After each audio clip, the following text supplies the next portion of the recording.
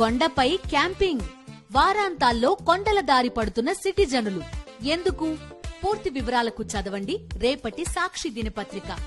మత సామరస్యం ఉట్టిపడేలా అక్కడ చార్మినార్ వద్ద కోలాహల పరిస్థితి అయితే కనిపిస్తోంది. అధికారులు అన్ని ఏర్పాట్లు కూడా పూర్తి చేశారు. ఎంజిఎం మార్కెట్ వద్ద కూడా ప్రస్తుతం కోలాహల పరిస్థితి అయితే కనిపిస్తోంది. మరికొద్దిసేపట్లో మా ప్రతినిధి అశోక్ యాడ్ అవబోతున్నారు దీనికి సంబంధించింది. అంతేకాకుండా ఆల్రెడీ యాడ్ అయ్యారు. అండ్ ఇప్పుడు ప్రస్తుతం ట్యాంక్ బండ్ వద్ద పరిస్థితి పై ఎక్స్ప్లెయిన్ చేయడానికి మా ప్రతినిధి రమణ అందుబాటులో ఉన్నారు. రమణ, మీ దగ్గర ఉన్న అప్డేట్స్ ఏంటి? లాస్ట్ మూమెంట్ డైవర్షన్స్ కానీ లేకపోతే ఏమన్నా సూచనలు ఏమన్నా చేశారా అధికారులు? మీ దగ్గర ఉన్న ఓవరాల్ అప్డేట్స్ ఏంటి?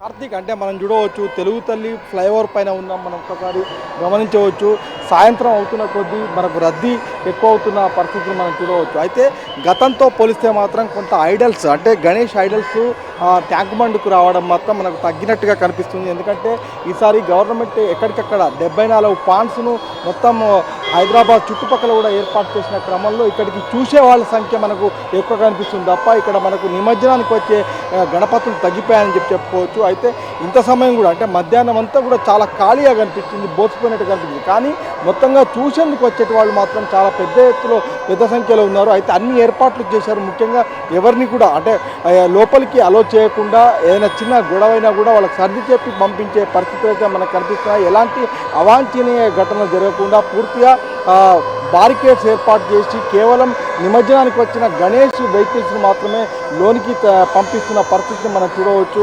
మొత్తంగా సాయంత్రం వేళ ఒకసారి మనం తిప్పితే కనుక ఇటు సెక్రటరియట్ ఒక వెలుగులతోని మనకు కనిపిస్తుంది. మరొక వైపు అటు ట్యాంక్ బండ్లు, హుస్సేన్ సాగరు, ఈ అందాల నడుమన మనకు ఒక తిరునాళ్ళు, ఒక జాతర కార్యక్రమంలా కనిపిస్తుంది. ముఖ్యంగా గణేశుడిని ఆది దేవుడిగా కొలుస్తారు. ఈ క్రమంలో మొత్తం మంది కూడా చాలామంది పెద్ద ఎత్తున భక్తులు ఇతర ప్రాంతాల నుంచి కూడా వచ్చి ఈ కార్యక్రమాన్ని చూసి తరించేందుకు ప్రయత్నం చేస్తున్న దృశ్యాలను మనం చూడవచ్చు. చాలామంది కూడా ఇప్పటికే వస్తున్న విజువల్స్ కూడా మనం చూస్తున్నాం.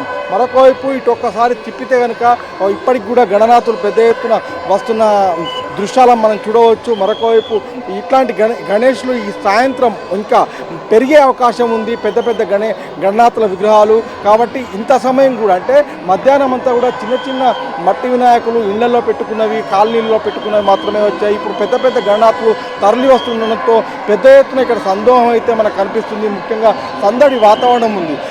కార్తీక్. రైట్ రమణ.